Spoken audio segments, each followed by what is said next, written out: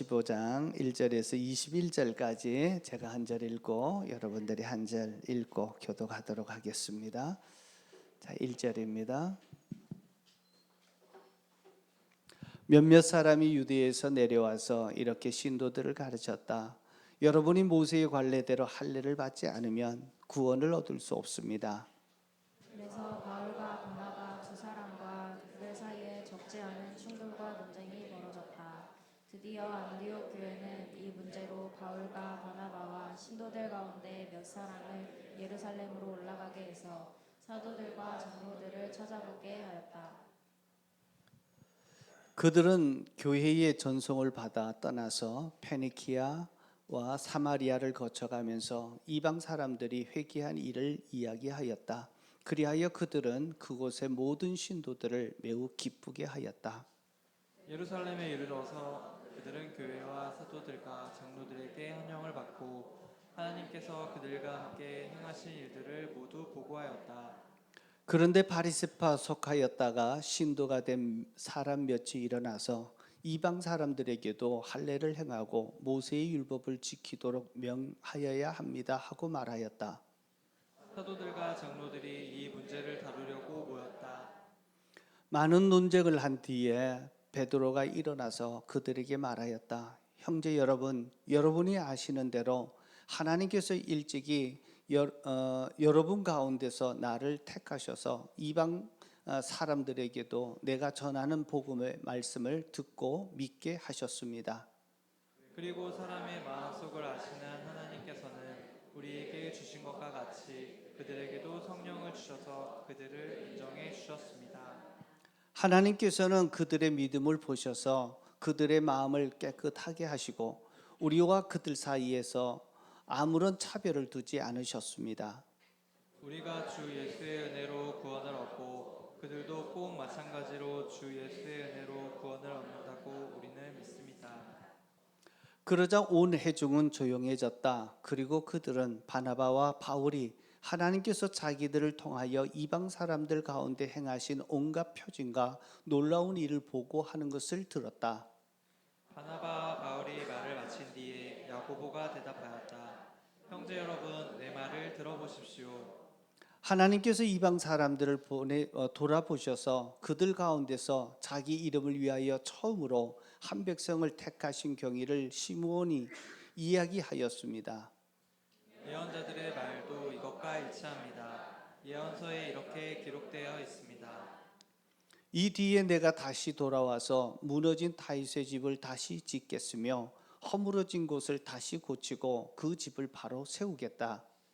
그래서 남은 사람이 나를 찾고 내 백성이라는 이름을 받는 모든 이방 사람이 나 주를 찾게 하였다.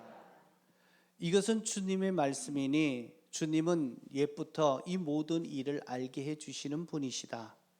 그러므로 내 판단으로는 하나님께로 돌아오는 이방 사람들을 괴롭히지 말고 다만 그들에게 편지를 보내어 우상에게 바친 더러운 음식과 음행과 목매어 죽인 것과 피를 멀리 하라고 하는 것이 좋겠습니다. 예로부터 어느 도시에나 모세를 전하는 사람이 있어서 안식일마다 해당에서 그의 글을 읽고 있습니다. 아멘. 최초로 선교사를 파송했던 선교하는 일에 크게 쓰임 받고 있는 안디옥 교회에 큰 문제가 생겼습니다. 그 문제는 무엇이냐 하면 2절에 나타나 있는데요. 바울과 바나바가 두 사람과 유대에서 내려온 그리스도인들 사이에 적지 않은 충돌과 논쟁이 벌어졌습니다. 라고 하는 것입니다. 바나바와 바울 그리고 유대에서 내려왔던 예수 믿는 신도들 사이에 큰 충돌이 일어나고 논쟁이 일어나고 다툼이 일어나게 된 것입니다. 여러분 교회 처음 이렇게 나오셨던 분들이 교회 안에서 다툼과 논쟁 또 갈등이 깊어지는 일들이 있는지 의아해 하시는 분들이 계십니다. 실제로 이러한 다툼과 논쟁과 갈등은 일반 사회에서 일어나는 것이라면 인정하겠지만 교회에서는 이런 일은 일어나지 말아야 된다라고 생각합니다. 일어나서는 안 될 일들이기도 합니다. 자, 그렇지만 교회 안에서 충돌과 논쟁, 갈등이 일어나는 것이 현실이기도 합니다. 자, 이 문제에 대해서 여러분은 어떻게 생각하십니까? 교회에서 논쟁과 갈등과 충돌이 일어나야 된다고 생각하십니까? 이런 일이 일어날 수도 있다고 생각하십니까? 어느 편이십니까? 둘 다 맞아요? 예, 일어나지 않으면 제일 좋겠지만 교회 안에서도 이런 일들이 일어납니다. 그 예가 안디옥 교회에서 정말 위대한 선교의 모든 1차 여행을 마치고 돌아와서 하나님이 하신 일과 이방인들이 믿고 돌아왔던 위대한 보고를 하고 난 이후에 일어났기 때문에 그렇습니다. 자, 교회 안에서 이런 일들이 일어나는 것은 교회가 무엇인지에 대한 정확한 이해가 필요합니다. 그렇지 못하면 논쟁과 갈등과 충돌의 문제가 일어날 때 그것을 인정할 수 없고 받아들일 수 없어지기 때문에 그렇습니다. 성경에서 교회를 얘기할 때는 우리가 두 가지를 보셔야 됩니다. 하나는 천상의 교회를 얘기합니다. 또 한 가지는 지상의 교회를 얘기합니다. 천상의 교회는 이상적인 교회입니다. 우리가 죽어서 천국 갔을 때 누리는 그러한 교회가 천상 교회입니다. 이때는 하나님의 통치가 온전히 이루어지고 있고 이 세상에서 사람들에게 있었던 죄와 악이 완전히 제거되어지고 정말 온전한 하나님의 통치가 이루어지는 그 교회가 천상 교회입니다. 반면에 지상 교회는 그리스도의 몸이라고 하는 몸으로 불리긴 하지만 천국을 향해서 순례하고 있는 그래서 순례하고 있는 그러한 교회입니다. 그래서 이 교회들은 세상에서 지치고 그리고 허물이 많은 그리고 불완전한 죄인들이 모인 그러한 교회들입니다. 완벽한 교회가 아니라 죄인들이 모인 교회입니다. 죄인들이 모여 있기에 갈등이 일어나고 문제가 생기고 충돌이 있고 싸움이 있을 수 있게 되어집니다. 그래서 현실적인 교회에서 우리가 일어나는 이런 부분을 가지고 볼 때 이것 가지고 일어나지 말아야 될 일들이 일어나는 거구나 라고 해서 교회를 떠나는 분들도 있게 되어집니다. 이렇게 보시면 됩니다. 가정의 이상적인 가정은 어떤 가정입니까? 행복한 가정입니다. 행복해야만 하는 가정 아니겠습니까? 그러나 현실은 어떻습니까? 갈등도 있고 싸움도 있고 문제도 생기고 막 일어나잖아요. 그래서 현실적인 가정을 보면서 이게 가정이야 라고 해가지고 집을 박차고 나가는 사람들은 거의 없습니다. 그렇게 왜냐하면 현실적인 가정의 모습입니다. 그래서 바라는 것은 우리 가정이 이상적인 가정을 바라듯이 행복하고 서로 위로하고 격려하고 보듬어 줄 수 있는 그러한 가정을 만들려고 힘쓰고 있지 않습니까? 교회도 마찬가지입니다. 자, 그래서 이 세상 교회는 완벽한 교회란 없습니다. 왜냐하면 죄인들의 모임이기 때문에 그렇습니다. 그리고 교회는 모든 죄인들을 오라고 초청하는 곳입니다. 그래서 어느 조직과 단체보다도 문제 많은 사람들이 모이는 것이 교회입니다. 여러분, 완벽한 교회가 되기를 원하십니까? 나만 없어지면 됩니다. 왜냐하면 내가 죄인이기 때문에 그렇습니다. 내가 들어가는 순간에 완벽했던 교회도 불완전한 교회로 바뀌어지기 때문에 그렇습니다. 그래서 지상에서 있는 교회는요, 건강한 교회를 계속해서 추구하는 것입니다. 그러면 어떤 교회가 건강한 교회일까요? 세 가지인데요. 첫 번째는 하나님의 말씀과 예수 그리스도를 담고자 추구하는 교회가 건강한 교회입니다. 세상에 많은 지식이 있고 과학이 있고 많은 이론들이 들어오는 것이 아니라 하나님의 말씀대로 한번 살아보겠다. 그리고 예수 그리스도의 그 성품을 닮아가면서 우리의 성품이 예수님이 닮기를 원하는 그렇게 추구하는 그러한 성도, 그러한 교회가 모여진 교회가 건강한 교회가 되어집니다. 두 번째는요, 교회의 일치를, 하나됨을 추구하는 교회입니다. 지상교회에서는 불완전함에도 불구하고 계속해서 하나됨을 추구하는 것입니다. 다시 말해서 교회는 깨끗한 자들만 모인 곳이 아닙니다. 죄인들도 품을 수 있는 교회가 주님이 원하시는 교회이고 이 지상교회의 속성입니다. 그러므로 문제와 죄인들이 모였기 때문에 항상 갈등이 일어나고 다툼도 일어날 수 있고, 그리고 그 가운데서 충돌이 있을 수 있다는 것을 우리는 인정해야만 합니다. 자, 세 번째는 우리가 건강한 교회를 지향한다고 할 때 우리 교회가 아무리 좋다고 해도 우리 교회는 완벽하고 다른 교회는 다 잘못되었다라고 하는 바리새인적인 그런 오만함을 제거해야 합니다. 좋은 교회이지만, 우리 교회도 좋은 교회이지만 다른 교회도 주님이 계시고 그 교회도 하나님의 교회임을 인정해 주는 것입니다. 저는 우리 은혜로 교회가 참 좋습니다. 우리 교회가 참 좋지만 다른 교회도, 부족한 교회도, 문제 있는 교회도 그것은 주님이 이끌어 가시는 교회입니다. 그래서 내 교회만 완벽하고 다른 교회는 다 잘못되었다고 비난하고 비판하기 시작하게 되면 주님의 모습을 닮아가는 것이 아닙니다. 그래서 어떤 사람이든 어떤 죄인이든 어떤 문제를 가진 사람이든 좋은 교회는 다 수용해 줄 수 있고 품어줄 수 있는 교회가 건강한 교회입니다. 특별히 예수 믿지 않는 자들을 품어내고 그들을 영혼 구원하는 교회가 되려면 문제 있는 사람들을 품을 수 있는 교회가 되어야 합니다. 그것이 건강한 교회의 지표다라고 말씀을 드립니다. 자, 그러면 실제로 교회 안에서 논쟁과 갈등과 다툼들이 일어날 수 있는데 왜 이런 일들이 일어나는가? 저는 여러 가지 이유가 있지만 오늘 두 가지를 말씀을 드리려고 합니다. 첫 번째는요, 우리의 인간의 미성숙함 때문에 갈등이 생겨납니다.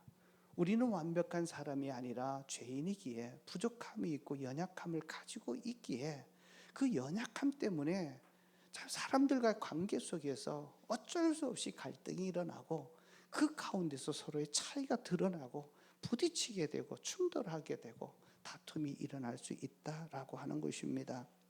자, 그러면 인간의 미숙함 때문에 생기는 이 문제를 어떻게 해결할 수 있을까요? 자, 미숙함은요, 다시 얘기하면 우리 인격의 미숙함이다 이렇게 보시면 됩니다. 우리 일반 사회나 가정도 서로의 미숙함 때문에 서로 갈등이 일어나고 충돌이 일어나고 있지 않습니까? 그러나 사람마다 완벽하지 않습니다. 한 부분에는 정말 성숙한 면이 있는데 또 다른 부분은 그렇지 못한 부분이 반드시 갖고 있게 마련입니다.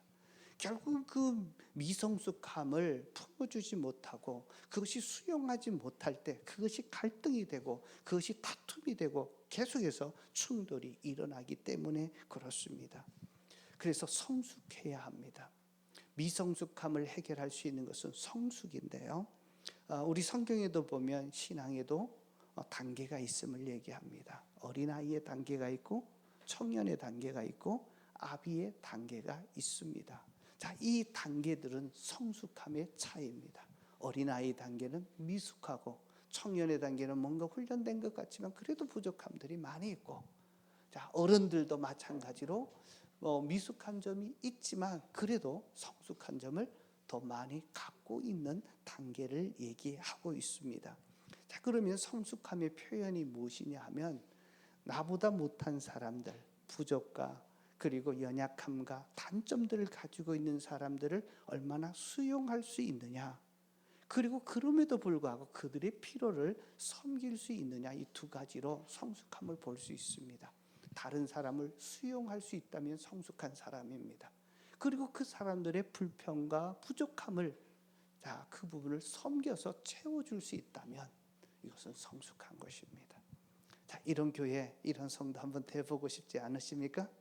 자, 우리 옆 사람에게 한번 얘기할까요? 자, 우리 수용과 섬김이 성숙함의 표현입니다. 자, 가끔 보면요, 교회 안에서도 보면, 자, 우리 서로의 미숙함 때문에 문제들이 생깁니다. 이제 목장을 하다 보면요, 이런 일들이 생깁니다. 이제 목장이 오니까 좋으니까 자기가 VIP를 데리고 와요. VIP가 데리고 오다 보면 이제 데리고 왔던 VIP 그동안에 잘 섬김을 받다가 VIP가 따라오면 모든 목장의 식구들이 누구에게 관심이 갑니까? 새로운 VIP에 가게 돼요. 자, 그런데 VIP를 데려왔던 사람들이 VIP 신경이 싹 쏠리게 되면 데리고 왔던 사람이 굉장히 불편해합니다. 그런 일들이 일어나요. 왜냐하면 미성숙함 때문에 그렇습니다. 그리고 자기가 데리고 왔으면서 관심도 안 써요. 그러다 보면 좀 문제들이 생기고 왜 저러나 라고 하는 생각이 딱 들어갑니다. 자, 그래서 실제로 미숙함, 성숙하지 못한 부분들을 볼 때 사람들은 나도 모르게 왜 저러지? 뭐야? 라고 하면서 자기도 모르게 비난하게 되고 판단하게 되고 정죄하게 되는 이러한 일들이 생겨납니다. 그리고 보면 너무 유치해 보입니다. 사람이 저 정도밖에 안 됐어 라고 그런 생각이 탁 떠오르기 시작하면 사람에서 마음에 나도 모르게 담이 생기게 되고 그 사람에 거리해야 되고 상종하지 말아야 될 사람이라고 얘기합니다. 그것을 가만히 두면요, 모이면 계속해서 그 사람을 비난하고 책망하고 저주하고 뒷담화하게 됩니다. 그래서 건강한 성숙된 부분은 연약함을 수용하는 것이 아니고 그렇지 못한 미성숙한 집단들은 사람들의 약점을 가지고 계속해서 이야기합니다. 자, 일반 사회에서 모이면 사람을 칭찬하고 격려하고 세워지는 것이 많습니까? 있는 것 계속 깎아내리고 뒷담화합니까? 칭찬하는 사회는 좋은 조직이고 좋은 겁니다. 교회는 그보다 좀 더 잘해야 되는데 교회도 그럴 수 있다라고 하는 것입니다. 왜요? 부족한 사람들이, 죄인들이 모여 있어서 그럴 수 있습니다. 자, 유치해 보여도 이럴 때는 어떻게 그냥 기다려줘야 합니다. 자, 그 모습이 맞냐 안 맞냐 비난하고 비판하지 말아야 합니다. 좀 이해가 안 돼도요, 그냥 참아줘야 됩니다. 언제까지? 성숙할 때까지. 그래서 우리 목장에서는요, 한 사람들의 연약함과 부족이 보여질 때 어떻게 하면 그 사람을 잘 성숙할 수 있도록 돕느냐에 초점을 맞추는 겁니다. 나도 부족함이 있고 상대방도 부족을 갖고 있는 겁니다. 사실 우리의 미숙함이 어느 한순간에 그 성숙한 단계로 점프하는 것이 아니라 과거에 나도 그런 모습을 가지고 있었고 시간을 따라서 단계적으로 성장하면서 지금 성숙한 단계에 이르러서 그들을 수용할 수 있고 포용할 수 있는 단계에 도달하기 때문에 그렇습니다. 자, 그러면 미숙함에서 오는 이 문제는 어떻게 해결하냐 하면요, 우리의 지정입니다. 사람이 변화되려면 지적인 부분, 감성적인 부분, 의지적인 부분들을 터치해 주어서 그 부분을 통해서 성장하도록 도와주는 것입니다. 그래서 제일 먼저 사람들이 반항하는 것은요, 감성적인 겁니다. 사랑을 많이 받게 되면 변하게 됩니다. 그래서 목장은 하나님의 사랑을 부어주는 것입니다. 상대방의 부족이 있고 단점이 보여지고 그리고 정말 도저히 받아들일 수 없는 유치한 짓을 해도 끝까지 기다려주고 품어주는 겁니다. 그럴 때 그 사랑 안에서 내가 용납당할 때 내가 이런 부분을 마음껏 받아주는구나 라고 하는 것을 본인이 느끼기 시작할 때 마음이 열려지기 시작합니다. 우리 은혜로 교회 모든 목장에서 미숙하고 부족하고 아주 그러한 성숙되지 못했던 분들이 여러분들의 사랑을 통해서 그곳에 안정감을 찾고 그것에 내 소속감을 하고 정체감을 느낄 수 있고 소속감을 느낄 수 있는 그런 목장이 되기를 축복합니다. 그게 감성이 터치될 때 일어나는 일들입니다. 자, 두 번째는요, 성장하기 위해서는 배워야 합니다. 그래서 진리의 말씀들을 배우면서 그동안에 내가 생각하고 있던 것, 내 생각과 판단과 기준들이 예수 믿기 이전의 모습으로 계속 유지하고 있었는데 말씀을 배우면서 이것이 아니구나. 하나님이 원하시는 것은 이런 말씀 따라 살아가야 하는구나. 그래서 말씀 앞에 자기를 포기하고 자기 어떤 습관과 자기의 잘못들을 인정하고 나오기 시작할 때 변하기 시작합니다. 그래서 말씀 공부가 필요합니다. 우리 은혜로 교회에서는 상 공부가 전반기 후반기에 정말 어떻게 보면 특화될 정도로 열심히 하고 있습니다. 말씀 배우지 않으면 이렇게 신앙생활 하는지 잘 모릅니다. 우리 요즘 70대가 넘으셨던 분이 생명의 삶 공부하고 있습니다.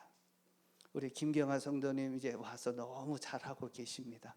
배우는데 내가 배우지 못할 때는 안 한다고 했는데 말씀 배워보니까 이렇게 해야 돼 라고 하면서 요즘 정말 이렇게 안투병 하시면서도 기쁨과 감사가 넘치고 이제는 교회 믿으려면, 예수 믿으려면 이렇게 배워야 돼 라고 하는 부분을 얘기하고 계십니다. 여러분, 배우지 않으면 성장하지 않습니다. 여러분, 말씀을 배우면서 성장하는 여러분들 되시기를 축복합니다. 자, 세 번째가 뭐가 있냐면 의지 부분을 터치하는 겁니다. 의지는요, 마음이 결단하는 거예요. 자, 누군가 어떤 말을 할 때 대부분 보면 말 한마디 때문에 상처받습니다. 그 말 한마디 때문에 내 마음이 상하게 되고 그것 때문에 섭섭해지고 나중에는 분노가 일어나고 화가 막 일어나잖아요. 그래서 그 말을 들을 때 내가 즉각적으로 반응한다면 과거 예수 믿기 전에 그 습성이 그대로 튀어나오는 겁니다. 자, 그렇다면 내가 말을 할 때 상대방을 위하는 말로 내가 이 말을 했을 때 상대방이 혹시 상처받지 않은가를 한번 생각하고 잘 듣고 얘기하는 겁니다. 그래서 상대방의 덕이 되어지고 상대방을 세워주는 말을 하려고 의지를 발동시키는 것이 굉장히 중요합니다.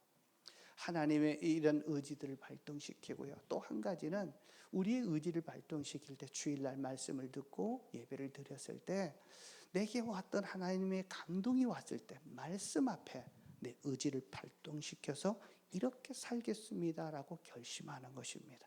이것이 바로 헌신대에 나와서 헌신하는 일입니다.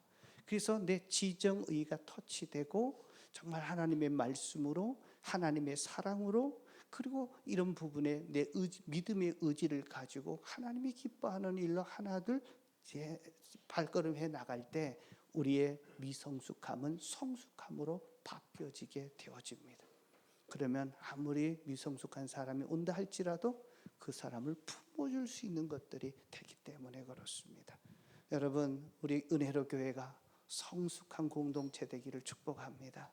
어떤 사람이 와도 다 품어낼 수 있는, 자, 그렇게 되면 더 이상 갈등이 있더라도 빨리 해소되어지고 다툼의 문제가 일어나도 그 문제를 해결할 수 있는 자유가 또 평화가 또 이루어질 거라고 믿습니다. 자, 두 번째, 왜 우리가 이런 갈등, 다툼이 일어나는가 하면 미성숙함 때문에 일어나는 것이 평범한 것이라면 이게 성숙하면 끝납니다. 그리고 있는 그대로 수용해주면 끝나는데요. 두 번째 문제는 원칙과 원칙, 가치관과 가치관이 대립하게 되면 이 문제는 어려워집니다. 자기 가치관, 원칙은 절대로 잘 이렇게 꺾이지 않거든요. 잘못된 줄 알면서도 우리 인간의 아주 제스된 속성이 있어가지고 끝까지 그것을 고수하는 것이 자기 원칙이거든요. 그래서 원칙과 원칙에 부딪혀지는 문제인데 오늘 안디옥 교회에 일어났던 15장의 안디옥 교회의 모습은 원칙과 원칙이 대립합니다. 굉장히 어려운 문제입니다. 이것은 노력해서 해결될 부분들이 아닙니다. 그렇다고 해서 해결할 방법이 전혀 없는 것도 아닙니다. 오늘 안디옥 교회는 이 문제를 아주 슬기롭게 하나님이 원하시는 방법대로 해결하는 그 해결책을 우리에게 보여주고 있습니다. 그래서 사도행전 15장에 나타난 이 부분은 우리가 살아가면서 사람들과의 관계 속에서 그리고 교회 안에서 또 직장과 사업터에서 일어나는 사람과의 관계적인 문제 속에서 풀 수 있는 방법이기도 합니다. 자, 어떤 일이 있었나 하면요, 이미 말씀드렸지만 이제 1차 전도 여행을 마치고 돌아옵니다.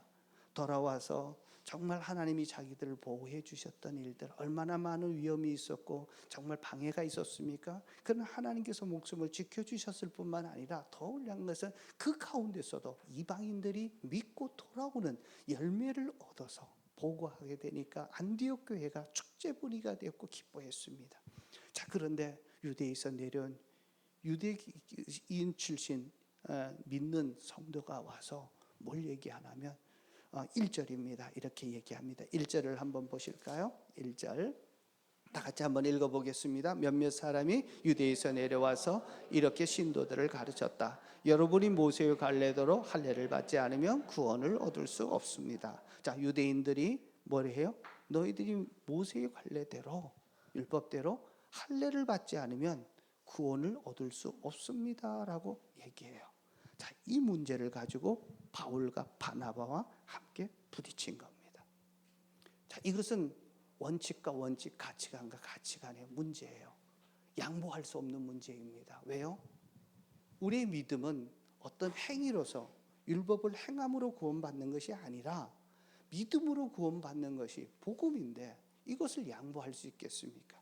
이것을 타협할 수 있겠습니까? 그래서 계속해서 논쟁을 하다 보니까 언성이 높아지게 되고 그리고 깊게 충돌하게 되면서 교회의 분위기가 완전히 어떻게 다툼의 분위기로 바뀌어지고 만 것입니다. 자, 바울과 바나바가 이렇게 와서 이렇게 논쟁을 하게 됩니다. 복음의 핵심은 예수 그리스도를 믿음으로 참 값없이 주어지는 하나님의 은혜인데 또 유대인들처럼 할례를 받아야 된다라고 하는 율법을 지키는 어떤 짐을 탁 갖다 대니까 복음에 이렇게 맞지를 않는 거예요. 그러니까 그것을 받아들일 수 없는 것입니다. 우리가 살면서 부딪히는 문제들은 미성숙에서 일어나는 부분도 있겠지만 대부분의 문제는 원칙과 원칙, 가치관과 가치관이 부딪히는 문제일 때가 많이 있습니다. 우리가 살면서 모든 사람은 나와 똑같지 않습니다. 자, 제일 먼저 부딪히는 부분이 부부들입니다. 서로 사랑한다고 확인하고 결혼했는데 막상 결혼하면 많이들 부딪힙니다. 다툽니다. 왜요? 자, 이것은요, 내가 결혼하기 전에 살았던, 지금까지 살아왔던 삶의 습관들입니다. 삶의 습관들은 그냥 내가 옳다고 얘기하고 거기에 익숙해져 있는 가치로 찌들어진 모습들입니다. 그래서 서로 다른 부분들 때문에 부딪히기 시작합니다. 근데 부딪히는 거 보면 참 재미있습니다. 대단한 거로 부딪히질 않아요. 치약을 어디서부터 짜느냐 여기서부터 부딪히기 시작하고 왜 양말을 벗어다가 좀 던져주면 될 텐데 양말을 벗어다 뒤집어 가지고 그것도 툭 던져 놓냐, 손이 없냐 발이 없냐 이런 것 때문에 막 이렇게 부딪히는 거 아니겠습니까? 그러니까 과거의 습성대로 이미 내 몸에 익숙해져 있기 때문에 나한테는 불편한데 그것이 상대방한테는 자연스럽거든. 그러니까 서로 부딪힐 수 있는 겁니다. 그러다가 말을 잘못해서 네 집안이 그것밖에 안 되냐? 그러면 이제 더 큰 전쟁이 막 일어나고 있지는 않습니까? 자, 이 문제는 부부뿐만 아니라 부모 자녀가의 문제도 생깁니다. 세대 차이 때문에 생각이 다르고 요즘 MZ 세대들은요 이게 다 말투가 달라요. 그래서 뭐 하면 왜요? 제가요? 뭐 이렇게 하면 깜짝깜짝 놀랍니다. 근데 그 부분들이 전혀 다른 의미로 이렇게 받아들이거든요. 자, 이것은 가족들에게도 그렇게 일어날 뿐만 아니라 이제 직장과 또 일터로 나가면 더 예민합니다. 대부분의 사람들이 일 때문에 스트레스 받기보다는 인간관계 때문에 문제가 생겨납니다. 근데 일하는 스타일들, 말하는 스타일들 이런 것들이 다르니까 그것 때문에 막 이렇게 상처받고 시험 받지 않습니까? 그래서 저 인간이 막 보기도 싫다. 그래서 회사 나가기도 싫고 정시르면 내가 떠난다 해가지고 떠나기도 하고 그러지 않습니까? 자, 많은 점들이 서로의 관점이 다르기 때문에 서로 스타일이 달라서 말하는 스타일이 다 달라서 결국 원칙, 자기 나름대로의 원칙에 부딪히게 되니까 서로 수용하지 않고 자기 것을 정말 배려하지 않는 데서 생겨나면 충돌은 계속 일어날 수밖에 없습니다. 게다가 윗사람이면 그 권위를 가지고 계속해서 요구하면 아래에서는 꼰대라고 그러고, 그죠? 위에서는 내 말 안 듣는다고 그러고, 세대가 달라졌다고 막 한탄합니다. 그 분위기 속에서 일하기가 참 힘들어지는 거 아니겠습니까? 이거는 일반 직장에서만 있어지는 게 아니라 교회나 목장 안에서도 마찬가지입니다. 자, 여러분, 내 말 한마디 때문에 목원들이 받을 수 있다는 것 인정하십니까? 인정하셔야 됩니다. 또 어떻게 보면 목장 목녀 때문에 목원들도 상처받을 수 있다는 것도 서로 인정해야 합니다. 왜? 우리는 완벽한 사람이 아니기 때문입니다. 교회 와서 신앙생활 하다 보면 목사 때문에도 상처받을 수 있습니다.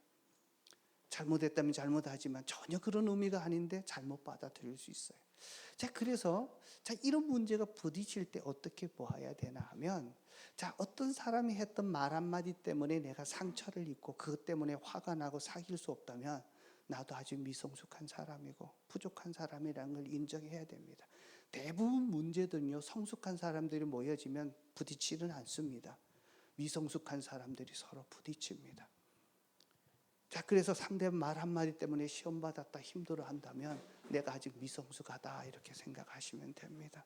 상대방이 행동했던 말 한마디 행동 때문에 그것 때문에 시험을 받는다면 내 안에 아직까지 막 화가 나고 성질이 나고 있다면 나도 아직 성숙하지 못했다 이렇게 인정하시면 됩니다. 원칙과 원칙이 마주칠 때 우리는 어떻게 풀어야 되느냐. 이 두 사람이 논쟁도 하고 서로 부딪혀서 해보지만 문제가 해결되지 않았습니다. 그래서 원칙과 원칙, 어떤 갈등이 일어났을 때 풀 수 있는 좋은 방법 첫 번째입니다. 뭐냐면 상대방이 잘못되었다고 비난하거나 판단하거나 정죄하지 않겠다고 결심하는 겁니다. 대부분의 말은요, 말로부터 시작됩니다. 그래서 상대방의 잘못을 지적하거나 판단하거나 정죄하지 않는 거예요. 제일 중요한 것은 뒷담화하지 않는 겁니다. 희한하게 뒷담화한 것은 나중에 흐르다 보면 그 사람이 꼭 들어가게 돼 있어요. 그러다 보면 문제가 생깁니다. 우리 옆 사람에게 한번 얘기할까요? 나는 판단하거나 정죄하거나 뒷담화하지 않겠습니다. 이것이 상대방의 연약함을 수용해 주는 것이고 나의 부족함을 인정한다는 표현입니다. 우리 말 조심하는 거 굉장히 중요합니다. 신앙생활이 어떻게 보면 말로서부터 시작해서 말로서 다 망쳐집니다. 우리 은혜로 교회는 그렇지 않겠지만 우리 다시 결심하셔서 나는 어떠한 일이 있어도 낱말하지 않겠다. 뒷담화하지 않고 비난하거나 책망하지 않겠다. 그 사람이 없는 자리에서 그 사람 얘기하지 말고 연약한 점을 수용해주고 더 인정해주는 이런 우리 목장, 우리 성도 되시기를 주의 이름으로 축복합니다. 왜 이런 부분이냐면 그럴 때 상대방이 왜 그렇게 하는지를 이해하려고 하는 자세들이 필요합니다. 유대인들에게 있어 할례는요, 굉장히 중요한 문제입니다. 할례 받아야 된다는 것은 이들은 하나님의 백성된 표식이었습니다. 그래서 아브라함 때부터 계속해서 지켜왔던 겁니다. 내가 하나님의 백성 표되었다는 게 뭐냐면 할례 받는 것이었습니다. 이것은 자기의 정체감이었고 하나님의 백성이라고는 자랑입니다. 예수님도 유대인이었고 그래서 예수 믿으면 당연히 그들도 우리들처럼 뭘 받아야 돼? 할례를 받아야 된다고 생각하지 않겠습니까? 왜요? 내가 가장 중요한 원칙으로 고수하고 있었기 때문에 그렇습니다. 그래서 안디옥 교회에서 예수 믿는 사람들과 또 바울과 바나바 사이에 충돌이 있었던 것은 이런 가치관의 충돌 때문에 일어납니다. 그런데 잘한 것은요, 안디옥 교회가 서로 내치지 않았습니다. 토론은 하면서 이것이 높아지긴 했지만 내치지 않습니다. 분리하려고 하지 않고 끝까지 감싸 안습니다. 중요한 것은 문제를 어떻게 해결할까 하는 거였습니다. 그래서 바나바와 바울 그리고 그 형제들의 대표들을 어디로 보내나 하면 믿음의 사람에게 보내는 겁니다. 두 번째 방법이 뭐냐 하면 영적 지도자, 믿음의 사람들에게 찾아가서 상담받고 지도받게 하는 일들이었습니다. 우리 2절을 한번 보겠습니다. 2절을 한번 읽어보면요. 2절 다 같이 한번 읽겠습니다. 바울과 바나바 두 사람과 그들 사이에 적지 않은 충돌과 논쟁이 벌어졌다. 드디어 안디옥 교회는 이 문제로 바울과 바나바와 신도들 가운데 몇 사람을 예루살렘으로 올라가게 해서 사도들과 장로들을 찾아보게 했다. 그래서 안디옥 교회는 이 문제를 해결하기 위해서 본인이 해결이 안 되니까 예루살렘 교회의 사도들 그리고 장로들이 있는 믿음이 더 충실한 그분에게 보내서 이 문제를 어떻게 해결할지를 도움을 청하게 되는 것을 보게 됩니다. 자, 우리가 문제가 생겼을 때, 갈등이 생기고 있었을 때는 자, 믿음의 사람, 또 영적 지도자를 찾아서 상담하고 지도받는 것이 중요합니다. 자, 믿음의 사람입니다. 자, 영적 지도자인데 그러면 찾아야 될 사람이 두 가지를 보시면 여러분들의 문제 해결을 해줄 수 있는 사람입니다. 첫 번째는요, 하나님의 말씀대로 살려고 몸부림치는 사람이 믿음의 사람입니다. 자, 또 한 가지는요, 매일의 삶 속에서 정말 성령님의 인도함을 받기 위해서 기도하는 기도의 사람입니다. 이 두 가지를 정말 몸서서 잘하고 있다면 이분들은 믿음의 사람입니다. 이런 사람들에게 가서 문제를 상의하고 상담하고 지도를 받으면 반드시 하나님의 지혜로 해결책이 나오게 되어 있습니다. 그런데요, 이 문제를 믿는 사람이 아니라 나보다 믿음이 없는 사람, 안 믿는 사람에게 가서 그 얘기를 털어놓는 순간에 본인도 시험 들고 듣는 사람도 시험 들고 감당할 수 없게 커져버립니다. 그래서 믿음의 사람을 찾아가는데 안디옥 교회는 베드로와 이 사도들과 장로들에게 보내는 것입니다. 그래서 보냈더니만 자, 여기에서 베드로와 사도들이 했던 일이 있는데요. 첫 번째 일이 뭐냐면 먼저 바울과 바나바와의 그동안의 경위를 다 듣게 됩니다. 자기의 입장이 뭔지를 들어요. 그러다 보니까 이번에는 유대교에서 왔던 사람들이 또 일어나서 할례를 받아야 되고 그리고 모세율법을 지켜야 된다는 것을 또 강조합니다. 이 두 문제를 충분히 듣고 납니다. 그래서 해결책은요, 상대방이 뭐 때문에 문제인지 정확하게 들으면서 뭐가 문제인지를 밝혀내는 겁니다. 그래서 영적으로 지혜가 있고 말씀대로 살려고 하고 성령의 인도함을 받으려고 했던 사람들에게서는 성령님께서 그 문제의 본질의 핵심이 뭔지를 정확하게 꿰뚫어 볼 수 있도록 만들어줍니다. 자, 그리고 나서 두 번째로 베드로가 나서서 얘기합니다. 자, 7절에 보면 이렇게 얘기합니다. 7절 다 같이 한번 읽겠습니다. 많은 논쟁을 한 뒤에 베드로가 일어나서 그들에게 말하였다. 형제 여러분, 여러분이 아시는 대로 하나님께서 일찍이 여러분 가운데서 나를 택하셔서 이방인 사람들에게도 내가 전하는 복음의 말씀을 듣고 믿게 하셨습니다. 자, 이 말씀이 뭐냐 하면 고넬료 가정의 이야기를 듣는 겁니다. 자, 베드로도 유대인이었고 율법을 철저하게 지켰고 거룩한 것을 의식을 지켜왔습니다. 어느 날 환상 속에 보자기가 내려오는데 보니까 거기에는 거룩하지 못한 더러운 벌레들이 가득 있습니다. 그런데 하늘에서 음성이 들리기를 잡아먹으라 라고 얘기해요. 하나님, 난 도저히 못 먹겠습니다. 이런 것을 한 번도 입에 대본 적도 없습니다. 그러니까 하나님이 이렇게 얘기하시죠. 내가 거룩하다 하는 것을 너가 더럽다고 하겠냐? 얘기하죠. 그런 일들이 세 번이 있고 난 다음에 고넬료가 보낸 사람이 와서 베드로를 찾고 있습니다. 그래서 고넬료 집에 가서 보니까 그들이 동일한 환상을 보고 베드로를 초청한 겁니다. 그래서 베드로가 거기서 말씀을 전하는데 놀랍게도 오순절 다락방에 임하셨던 성령이 그들에게 임하는 것을 봅니다. 그때 베드로는 깨닫습니다. 아, 우리 유대인들에게만 하나님이 주시는 것이 아니라 이방 민족들에게도 하나님이 성령을 내리시는 것을 보고 유대인의 관점이 깨뜨려져 버립니다. 우리가 하나님의 말씀을 듣고 또 하나님께서 일하시는 것을 바라볼 때 아, 이 문제가 뭔지를 알게 됩니다. 그래서 우리가 은혜로 구원받았다. 자, 이방인들도 모세의 율법을 지켜서 되는 것이 아니라 은혜로 구원받는다는 것을 얘기합니다. 하나님께서 자신에게 주셨던 일들입니다. 그래서 두 번째 보는 것은 하나님이 지금 어떤 일을 하고 있는가를 보는 겁니다. 교회에서 하나님께서 어떤 일을 지금 추진하고 있는지를 정말 보면 하나님이 내게 일어났던 그 체험이 동일하게 일어났을 때 아, 하나님께서 일으키시는 운동이었구나 하는 것을 보면서 이것은 율법을 지키는 것이 아니라 은혜로 거저 주셨다는 것을 확증하도록 체험합니다.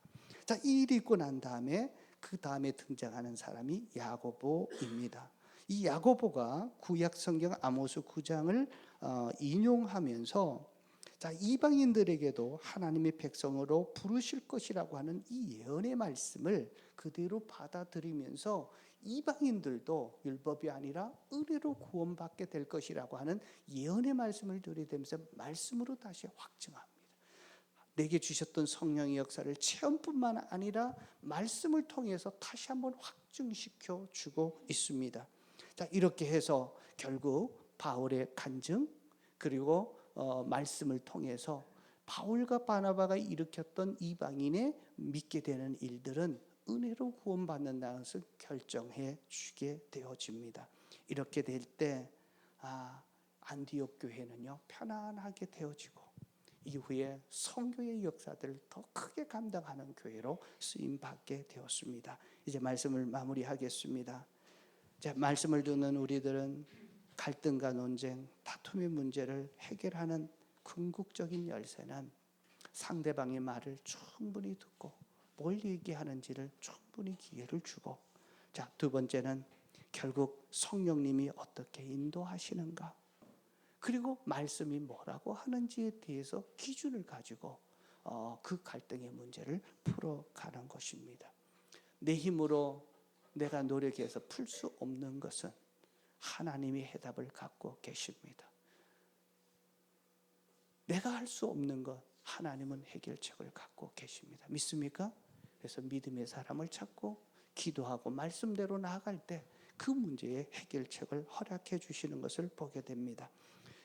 예루살렘 공회가 이런 결정을 주면서 안디옥 교회에 큰 기쁨을 주었고, 그동안의 갈등과 다툼이 있었던 것이 한순간에 정리가 되어지고 깔끔하게 해결되어지는 역사가 있었습니다. 여러분들 지금까지 힘들게 하고 갈등을 일으키고 다툼을 이뤘던 문제, 안디옥 교회에 일어났던 깔끔하게 해결하시는 정말 성령님의 역사, 하나님의 역사들을, 그 방법들을 그대로 받아들일 수 있기를 주의 이름으로 축복합니다. 자, 이제 우리가 기억해야 될 것은 교회가 하나 되는 것입니다. 어떠한 문제를 가지고 있다 할지라도 하나님께서 내게 붙여준 사람들을 끝까지 우리는 하나 되기를 힘쓰는 이러한 일들이 있어지고, 그리고 우리가 연약한 모습 그리고 문제 있는 모습들이 있을 때 수용하려고 하고 그들을 잘 섬겨서 정말 하나님의 사람으로 성장시켜주고 성공시켜주는 일에 초점을 맞추는 그러한 교회 될 때 하나님께서 그러한 은혜들을 허락해 주실 것입니다. 그리고 성령의 은혜를 경험하는 일입니다. 여러분, 이번 종교인 수련회는 특별한 기회입니다. 이번에 금식하실 때 정말 믿음을 가지고 금식해 주시고, 이번에 성령의 참 불처럼 바람처럼 임하시는 역사들, 그동안에 내 안에 쓴뿌리 상처들이 가득 차서 그것 때문에 작은 사람 말 한마디를 받아들이지 못해서 계속 충돌했던 분들이 이번 기회에 내적으로 자유케 되어지고 내 안에서 성숙함으로 나가는 기회가 될 것입니다. 그리고 내 힘으로 감당할 수 없었던 내 삶의 문제들이 새로운 전환점으로 풀려지는 역사들이 일어나게 될 것입니다. 사도행전 15장에 나타나는 정말 안디옥 교회가 해결했던 믿음의 사람을 만나서 성령의 인도하심과 또 말씀에 기초해서 풀어가는 이러한 은혜가 우리 성도님들의 가정과 또 사업장과 일터에서 나타나기를 주의 이름으로 축복합니다. 다 같이 한번 눈을 감겠습니다.